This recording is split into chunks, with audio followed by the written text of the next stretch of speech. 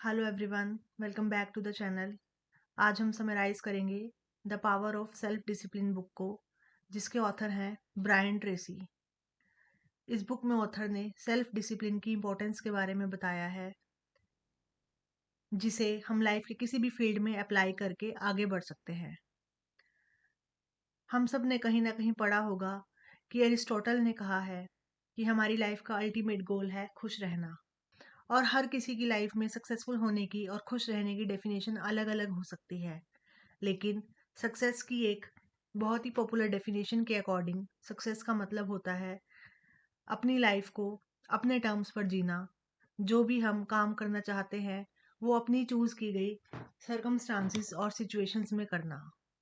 और हम सबको सबसे बड़ी चीज जो पीछे खींचती है वो होते हैं हमारे फेवरेट एक्सक्यूजेस और सेल्फ डिसिप्लिन का ना होना।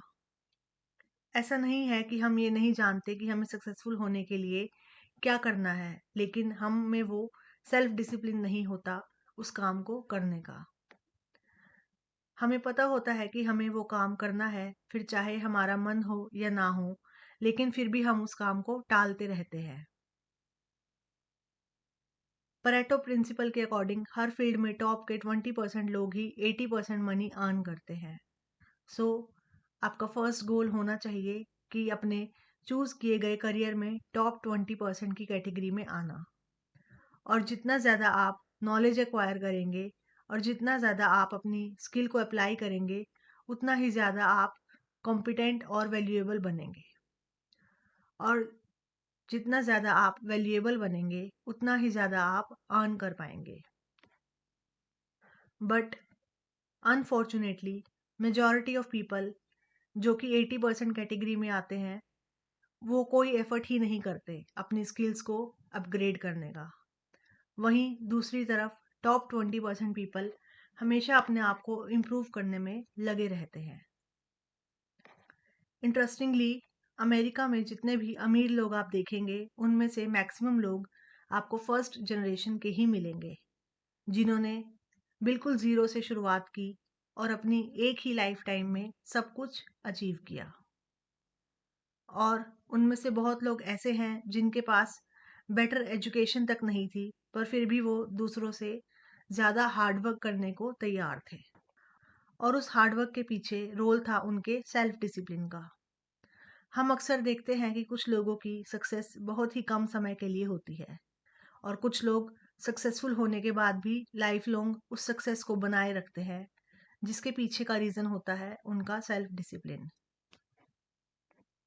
Law of cause and effect और सोइंग एंड रीपिंग भी यही कहता है कि हर सक्सेस और हर इफेक्ट के पीछे series of consistent actions and series of causes होते हैं।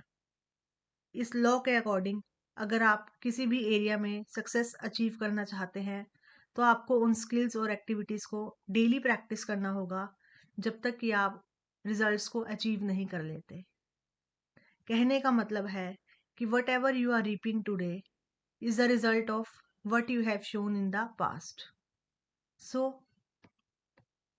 अगर आप अपनी लाइफ की करंट सिचुएशन से खुश नहीं हैं, तो आप आज फिर से एक नई शुरुआत कर सकते हैं और उन एक्टिविटीज़ को completely स्टॉप कर सकते हैं जो आपको लाइफ में कहीं नहीं लेकर जाने वाली। जिस तरह सक्सेस एक्सीडेंटली नहीं होती, उसी तरह फेलियर्स भी एक्सीडेंटली नहीं होते। आप सक्सेसफुल होते हैं जब आप सक्सेसफुल लोगों के बिहेवियर्स को फॉलो करते हैं और उनकी हैबिट्स को अपनी हैबिट्स बना लेते हैं। लाइकवाइज, जब आप डेलिब्रेटली एंड कॉन्टिन्यूसली काम नहीं करते अपने गोल्स के लिए, तो लॉन्ग टर्म में फ्रस्ट्रेशन, फाइनेंशियल वरीज जैसी चीज़ें होने लगती हैं और तब आप फेल होते हैं। So nature doesn't care, nature doesn't take side. What happens to you is simply a matter of law. The secret of success. Life में सक्सेसफुल होने के लिए एक इम्पॉर्टेंट रिक्वायरमेंट होती है quality of willingness. That is, आप success को पाने के लिए कितने विलिंग हैं। सक्सेसफुल लोग हमेशा विलिंग होते हैं प्राइस पे करने के लिए, फिर चाहे वो प्राइस कुछ भी हो, in the terms of hard work, efforts और टाइम। हर कोई सक्सेसफुल होना चाहता है, हेल्दी, हैप्पी और रिच होना चाहता है, बट बहुत से लोग उस प्राइस को पे करने के लिए रेडी नहीं होते।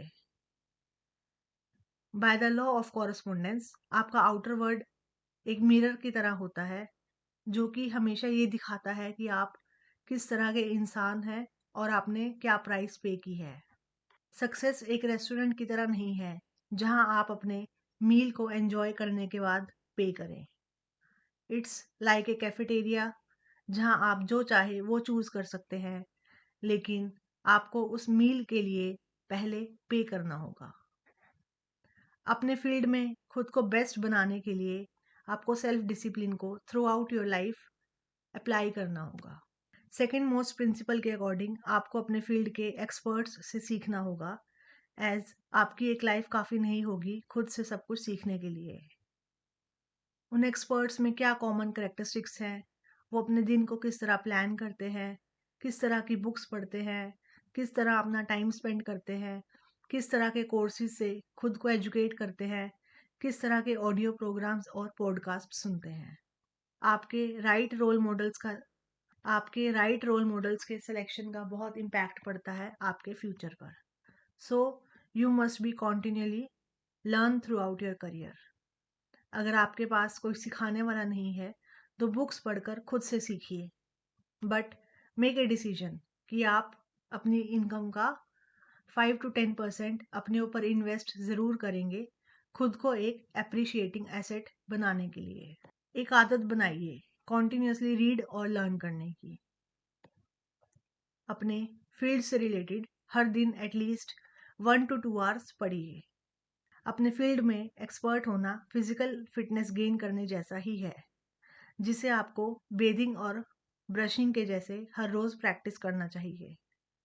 जिस तरह आप अपनी फिजिकल एक्सरसाइज और वर्कआउट के छोड़ देने पर डिक्लाइन होने लगते हैं, आपकी मसल्स वीक होने लगती हैं, आप strength, flexibility and stamina lose करने लगते हैं, उसी तरह से जब आप सीखना छोड़ देते हैं तो आप डिक्लाइन होने लगते हैं।